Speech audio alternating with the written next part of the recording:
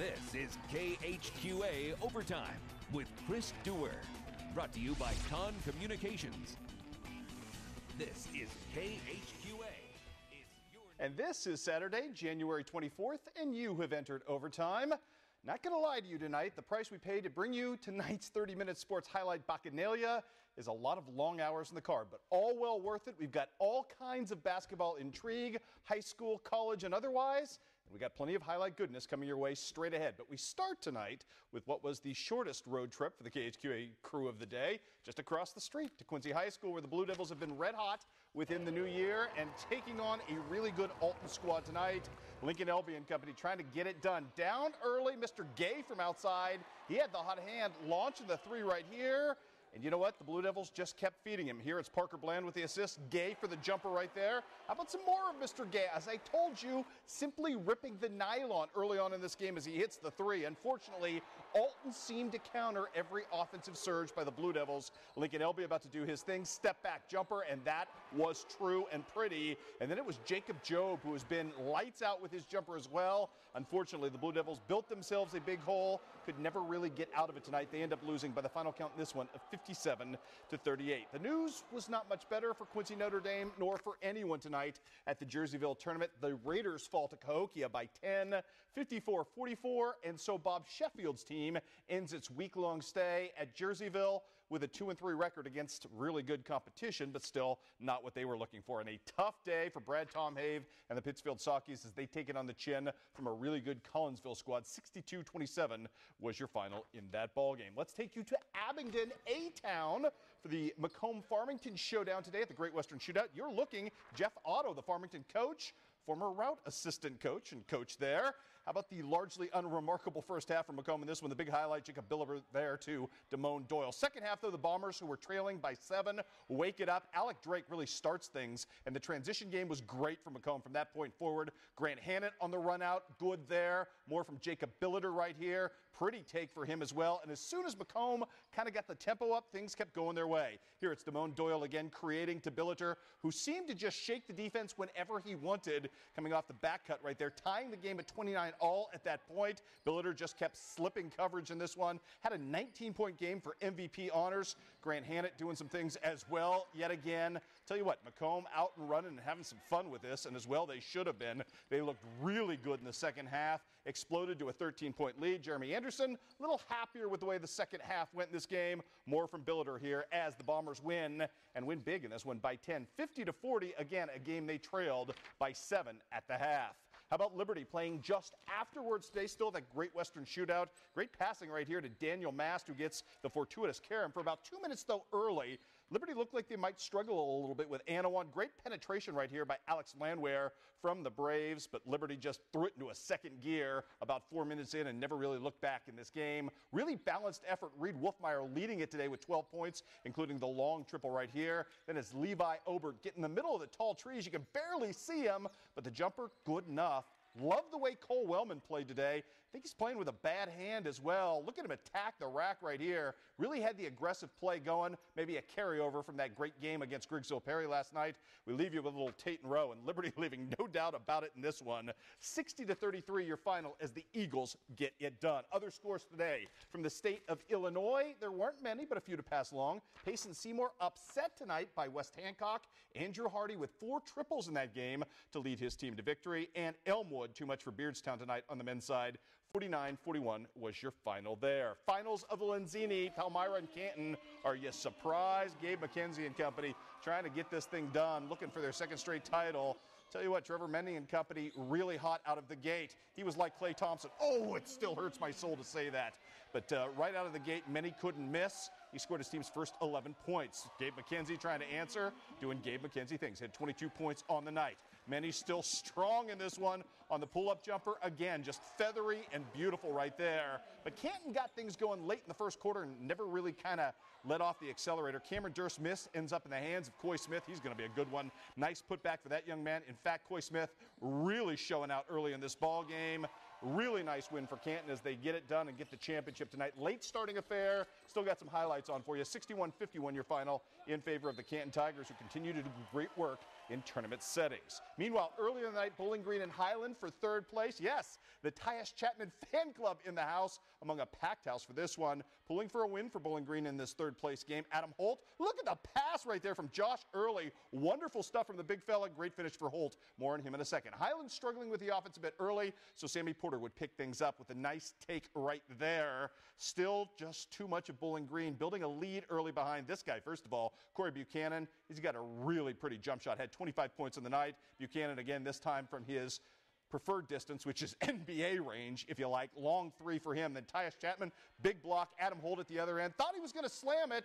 Just kind of left it up pretty for us. He had 27 points in the night. Still, Highland gets a massive effort from Matthew Scoggin to force overtime in this game. But Adam Holt and company too strong in that extra frame tonight, as it would be Bowling Green taking third place in the affair. Final count was 75-68. At the Macon tournament, tough going for South Shelby today as they run into a Macon buzzsaw. Macon's starting to play a little bit as the Tigers get the win 73-38. Sidney Weir with 20 points in a losing cause for South. Okay, Knox County, Scotland County. I'm not going to do these highlights very good justice. My apologies to everybody in Edina. Ryan Strange started things off right for Knox County, but the rest of the first period belonged entirely to Scotland County. 17-4 run started with Zach and Caleb, the brothers Dubit, doing some wonderful things in the early going to set things off, and then Bailey Johnston really kind of went nuts, and he's really fun to watch. Haven't seen this kid in person yet this year, but you watch him on the easy assist right there. It's going to get progressively better. Again, as I mentioned, Scotland County building the big lead in the first quarter. Knox County, to its credit,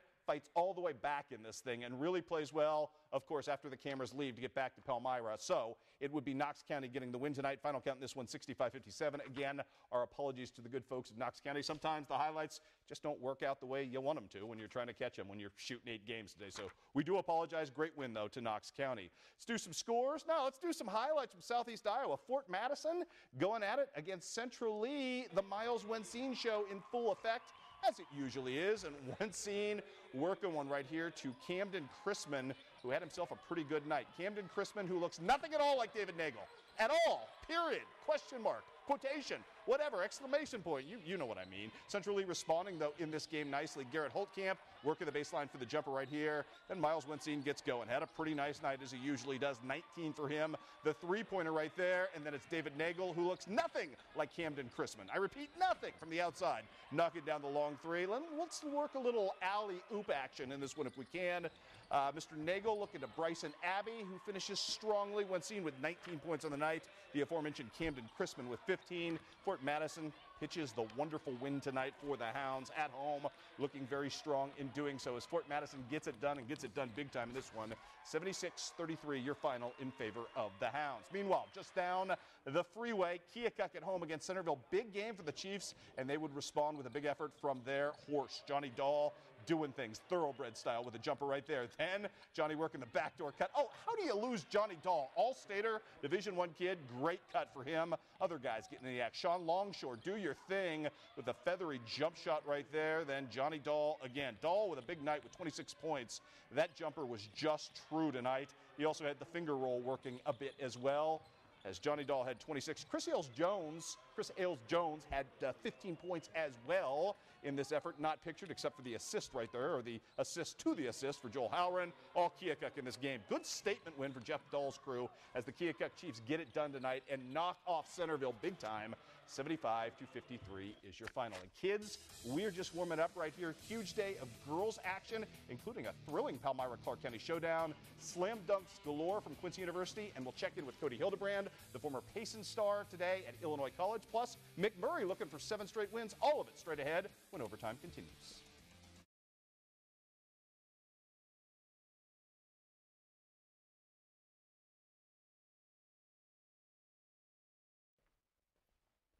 I said, you're getting the hang of this, brother. Good block. That was the only thing. Yeah, that's okay. How much time do I have before we're back on? Okay. Give me the minute count. I desperately need some water here.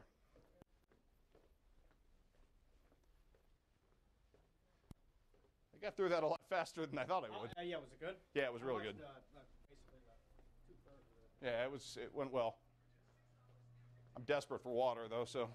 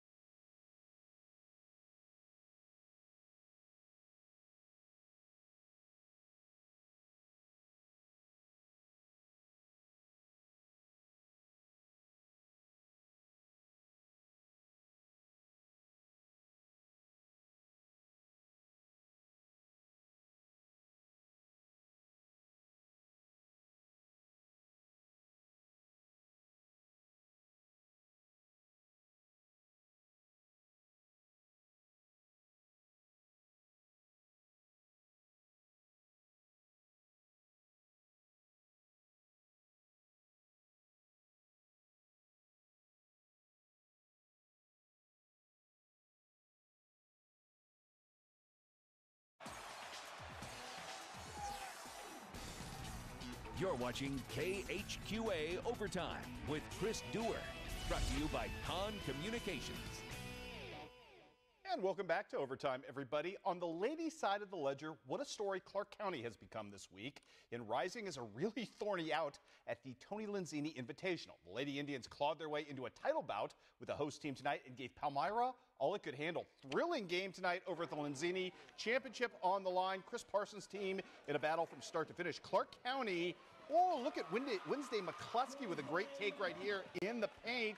And then it was Clark County doing some fast break fun. Carissa Bevins to Megan Euler in this game. Palmyra just kept fighting, though. Nicole Krager bringing her squad back after trailing at that point. Krager with a runner in the lane, and then Haley Wassman, tough cover. She is with the three right here. Had a team-high 20 points on the night. Still in the second half, after being down, Clark County goes on a run. It's Megan Euler again, this time working the jumper from the baseline. Really like Clark County's makeup. They're doing some things down low. They're doing some things on the perimeter. Palmyra just too strong down the stretch. Couple of big buckets, huge buckets down the stretch. Nicole Krager helping out tonight with the and one right here as Palmyra wins this game 50-44. I believe that's now 6 straight titles for Palmyra as they continue to dominate on the home floor. Maybe the other really fun game of the day took place up the road on 168, Knox County, Scotland County battling, and Randy Slaughter right off the bat right here with a long three right there, but Knox going to answer what was a really hotly contested first half. Madison McCabe to start things from the top of the key with the three, then it's Carissa Hamlin just getting, wow, 3 right there to take the take at that point. Knox County down 6 at the half. Second half, Scotland County trying to extend, making some things happen. Chelsea Burkheiser with a great take. All of a sudden, Scotland County going to go on a run in this game. Chelsea Wood, who was huge in the second quarter to give her team a lead with 12 points there of her 16 in the first half. Great take for another 3-point play. Must be the Cornrows. Then Khaleesi Bear, who sat out most of the first half because of foul problems, comes back, hits a big take there, hits a big 3, spots her team back out to a 6-point lead. More to come in this one. Miss Bear playing creator, hooking up with Chelsea Wood again right there. Still, Knox County refused to go away in this ball game, playing a little defense. Miss Elder at the other end, going to get the strong finish right here. Still, Scotland County answering back, trying to extend their lead back out. Randy Slaughter handling the business, playing point guard, hooking up with Miss Burkheiser right there.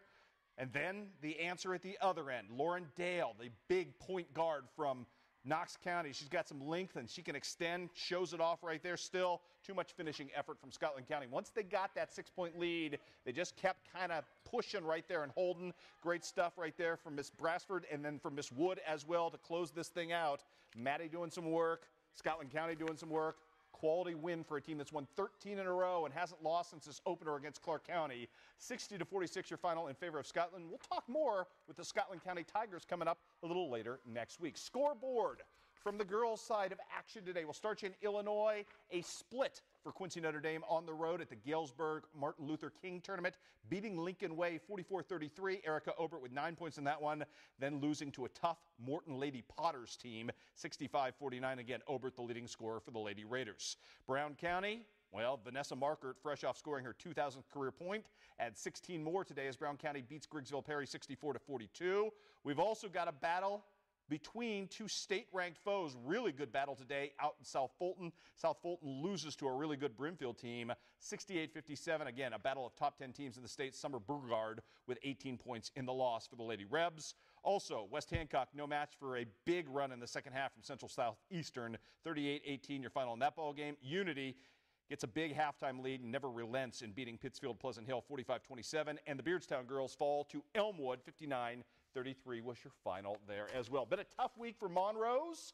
How about Macomb trying to make it even tougher? Zach Keene's team at home today trying to hand state-ranked Monrose its 3rd loss in as many tries. Yanni Sadler, do your work. The point guard with the steal, the take, and the nasty contortion to get her shot off. Her team down 4 at that point. Sadler not satisfied. Look at this. This is what point guards do. Draw and dish. Pretty stuff inside to Kayla Vestal. Big day for Miss Sadler, who had 19 points. Good day for Kayla Vestal, who had 11 as well. and then a little Carla Mendoza to cap off the upset. Way to go, Macomb Lady Bombers. Quality win in the hangar today for them as they get the job done, knocking off Monroe. 66-62 was your final. Let's talk a little wrestling as well today. We had a smattering of it. Scores that we received, we had some we couldn't track down today. We do apologize. Couldn't get a West Hancock final or an Illini West final out of Jacksonville today, and had a tough time tracking down Fort Madison. But we can mention that KHQA had a rough day at the Bean City, unless you count the great days posted by your 182-pounder Dakota Shaw, who we talked about on KHQA this week. Tyler Biting at 152 also went 4-0 on the day. And heavyweight Ryan Egley emerging with a great day as well at 285, going 4-0 as well. So those were the outlier days for the KHQA Chiefs. Good day as well in the 12-team Fort Zumwalt South tournament for the Hannibal Pirates. No real surprise there. 4 champions of the day. They included Chandler Foey, Austin Hawes, Kyle Muring, and Austin James, who won his 100th career match today. Congratulations as well. One thing we were also able to glean today from Fort Madison is that the outstanding Chase Sini also won his 100th match today as well. It's kind of something in the air right now, so congratulations to those two gentlemen on landmark victories. And we'll have more overtime, including college basketball galore, I should say, when overtime continues.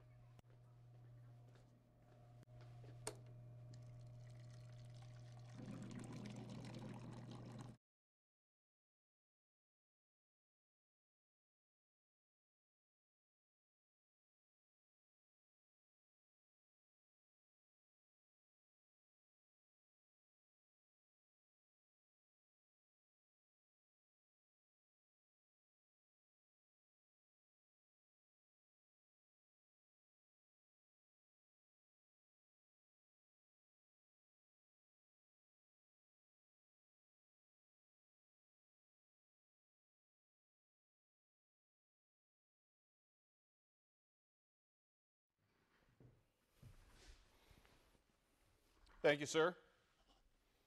It is coming straight out to VO.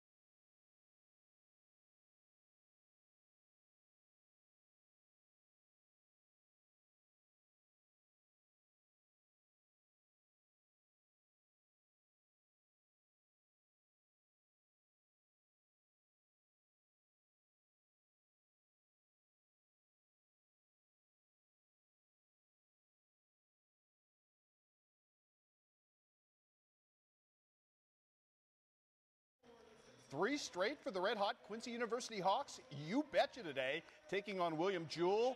It was a bit of a back-and-forth affair. Gotson Inagwe working the fadeaway right here for the 3 as Quincy University got the lead. Herm Senor also doing some nice work as well. Pretty move to the cup right there for him. How about the passing action of Thomas Jackson? He's really fun to watch. It's kind of changed the dynamic of this team in transition. Behind the back pass. Fancy to Evan McGaffey, who has the nice finish as well. Speaking of fancy, we had all kinds of dunkage in this game as well. This, Evan McGaffey with the throwdown. I think that was left-handed as well. Good stuff from him. And then a little alley-hoop fun. Are you kidding me? Gotson Inagwe. Quincy University hangs on to win this one down the stretch. That's 3 in a row for the Red Hot Hawks as they get things back together at home before they go on the road for the big road trip starting next week. I believe starting on Thursday at Rolla, so should be an interesting run. Quincy University, though, has regained traction with that 78-70 victory today. Across town, the John Wood Trailblazers taking on nationally ranked Parkland today and taking them on well. Home field, it's the new mascot.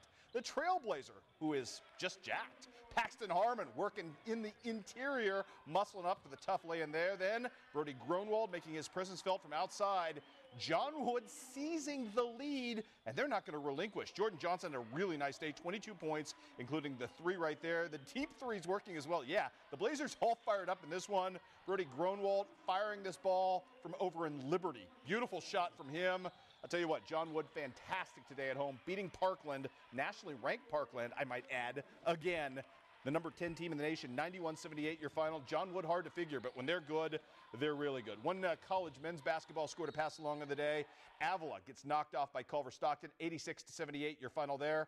I've got another one to pass along. HLG today, a winner over Mo Baptist. Jay Jones, one of three Trojans with 18 points on the day. Hey, remember this guy, Cody Hildebrand, former Payson star? He's been showing out his freshman year at Illinois College. We thought worth checking in on him, and it was just vintage Hildebrand right here. The elasticity of his game for a guy who's not all that tall, still in effect, still working very nicely at the college level. How about some Tim Chappell right here with the finger roll as well. Hildebrand had a really nice day yet again today. Scored 12 points, comes free here off the inbound work. Tough day for IC, but they managed to work out a hard scrabble victory today. Final count in this one over Carroll, 63-62. Just across the road in Jacksonville, McMurray looking for its 7th straight victory. Dylan Guthrie and company getting that job done, taking Principia apart. Guthrie the bounce pass right here to Mr. Davis Johnson for the hard dunk right there. Guthrie, big day for him. The pride of Winchester West Central with the putback at 17 points on the day. More dunk action as well from McMurray in this one, as this is Hunter Sutton throwing down nicely as well. Mac wins, continues that win streak. 79-69 was your final in that ball game. Women's side of the fun today, Quincy University at home against William Jewell. This one was tough and hard on the nerves. Carly Bettencourt trying to start it off the right way with a long distance three. Then it is the pride of South Fulton High School, Carly Beebe, working inside to Aaron Menemeyer, maybe the most improved player on this team. Beautiful pass from Carly. Back and forth we'd go in this game as Quincy University tried to come back from an early deficit against William Jewell. Did that effectively as Miss Bettencourt and then Miss Gerbis hit a three, but it would be Maggie Cunningham with the game-winning shot that gets it done down the stretch. Quincy University a winner by 2. Final count in this one, 78-76 in favor of the Lady Hawks as they continue their win streak as well. Also, let's give you some scores if we can. Now let's talk about the John Wood Trailblazers at home taking on nationally ranked Parkland. Next set of highlights, please, as we move forward. John Wood versus Parkland. Now, okay, we'll do scores first. Western Illinois, a winner at home big time over North Dakota State. Sophie Reichelt with career best today. Sophie Reichelt with career best in points and rebounds today. Good for her. Also, Culver Stockton gets back on a winning streak, beating Avila 59-40, and Southeastern Community College, another win for Jerry Jerome's crew, knocking off Iowa Lakes 64-42. Now John Wood against nationally ranked Parkland. Tough day for Norm Rodriguez's crew. Parkland really good. John Wood also nationally ranked, but kind of up to their eyeballs in this one. Maddie Whitaker right here with a cutting lay-in. She was pretty good. Shea O'Brien really good on this day with 22 points. The Pittsfield product was pretty much the standout for John Wood. Parkland too savage in this game, however, as Parkland gets the victory in this game by the final count, as you see right there, of 80-63. And we'll have more overtime for you, including your Con Communication Connection, when we come back.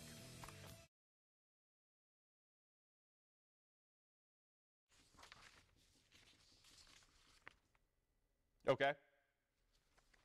Okay. That's fine. Okay. All right, I'll go quickly through this and then we'll get out.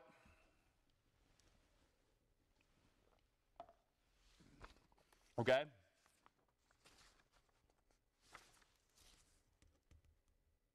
So I have a minute. Okay, we can do this in a minute.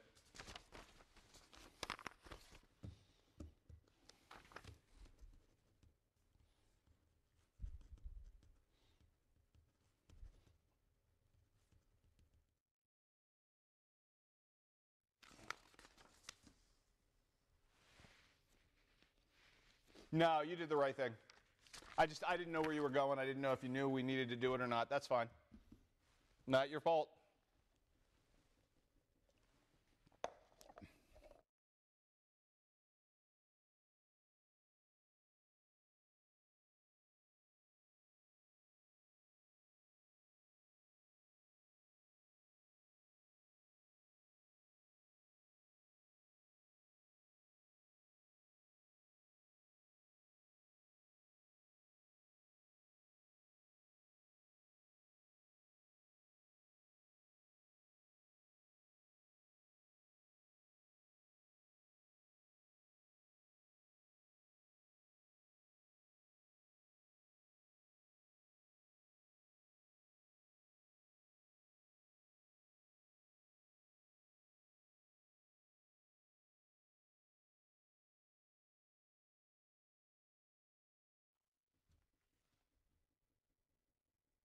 Perfect.